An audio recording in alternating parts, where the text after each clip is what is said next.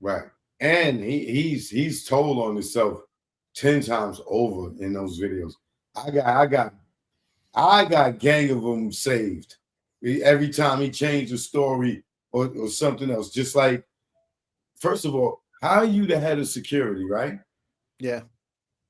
Your the label that hired you to do security, you don't have none of the police on them. You just got Frank on them, right? Everybody else is Suge's friends.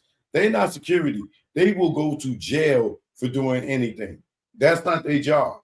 Yeah. They there to hold them down, but they ain't there to put their life on the line. That's what the police is for, right? Or the off duty Yeah. police. But anyway, you have an incident with Tupac and you don't show up. Yeah. Well, there were multiple layers of security, and I talked to a guy named Daryl. I'm not going to get into his last name, but he's a family Pyru dude, and he works security for Death Row Records, specifically for Tupac. He gets picked up just a week before the shooting on some kind of violation, so that he's not there for the security. And he said, it was bullshit. I don't know why I got picked up, but I was in jail at the time this shit all went down. But he told me, so we have multiple layers of security. We had security you saw, security you didn't see. He said the Buntree and, Heron and what have you security. He said those guys were there to jump in and get into a fight, a scuffle, whatever, if something jumped off. He said the police weren't going to do that, but they were also there just to be witnesses. You've heard Reggie say it several times. They Yeah, they were good witnesses. witnesses. They're going to be witnesses. And Right. so they're going to go over and talk to the police and try and make sure nothing, actually gets filed. The report could be managed. So they're in damage control. That's the kind of security they are. And guys like Frank Alexander and Michael Moore, they had their guns and they were there to shoot back. Right. Right. So multiple layers of security at death row. So what project did you have after KS Merchant? Well, that's when we did Battle for Compton, and I think we did some pretty good work on Battle for Compton. And we started with the overall theme of Battle for Compton was about just the corruption that was going on at the sheriff's, at Compton PD. I found a copy down in Compton of the Compton Police Corruption Report, which was a 96-page report, and that showed that Keefe D and Reggie were in the drug game together because Reggie's number was found in Keefe D's payo book. And What so, year is that? what year was the Compton Police Corruption Report? I think When that Reggie and them had there drug was a dealers. yeah. So from like 96 to about 2000, the Compton police were just about as dirty as they could be. And they finally got shut down in 2000. And it was a city council meeting that shut them down. And it was a final vote. And there was a true case of mistaken identity because there was a guy, whatever, a couple nights before the city council vote that leaves Linwood School District and he gets shot on the 91 freeway and he looks exactly like Omar Bradley. And you have Reggie Wright Sr. call up Omar after the shooting happened and say, "Hey, I'm just checking on you." And he goes, "What do you mean checking on me?" "Oh, I'll call you back." He wanted to see if they'd actually killed Omar. And that would have stopped the vote to shut down the corrupt Compton police if Omar had been killed that night. What? And yeah, I mean this stuff goes deep, and we're talking about hundreds of murders. I mean, I don't remember the exact numbers, but when they turn over to the sheriffs, there's like 251 murder files that have been purged. They don't get turned over to the sheriffs. The murders are open, but there are no files. And there was a shredding party at Compton PD, and who was in charge of homicide? It was Reggie Sr. So his responsibility was to solve those murders, but he wasn't doing any investigating. They were so busy doing the corruption and making this side money and running Death Row Records. Because don't forget, while Suge's in prison, Reggie's running the show And it's really no difference between Death Row Records and the Compton PD. They run as one and the same entity. And Compton PD has 6 police helicopters at the time. What does a city the size of Compton need 6 police helicopters for? To move dope. That's what they were doing.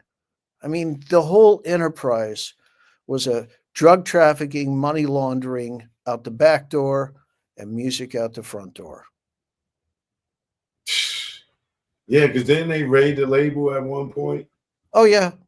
Yeah, but there were always pre-raids. Don't forget, Reggie Sr., Reggie Jr. in the Compton Police Corruption Report always wanted to know beforehand where the raids were going to happen.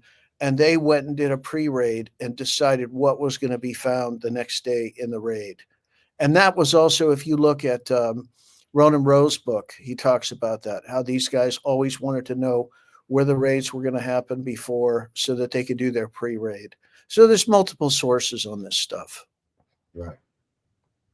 So, okay, so that project, at the end of it, what was the theory? Well, I think the theory was that there was a cover up. There was a police helicopter that actually got sold to Las Vegas for $1. And so it was like Compton was paying off the police in Las Vegas not to solve this crime. It was a payoff for the Tupac murder. And so that was kind of the, where that left off. But I can tell you this, rather than go forward with this, let's go backwards, because how did the thieves get into the record label? The thieves got in their record label by stealing the evidence out of the evidence locker in the Snoop murder trial. Malik was implicated in the murder, and he's the one that really took the heat for it. But Snoop had a gun in his hand. There were 2 guns, there were shell casings, there were shells, there were bloody clothing, and all of that was stolen from the evidence locker. And who had evidence access? Kevin Gaines had evidence access.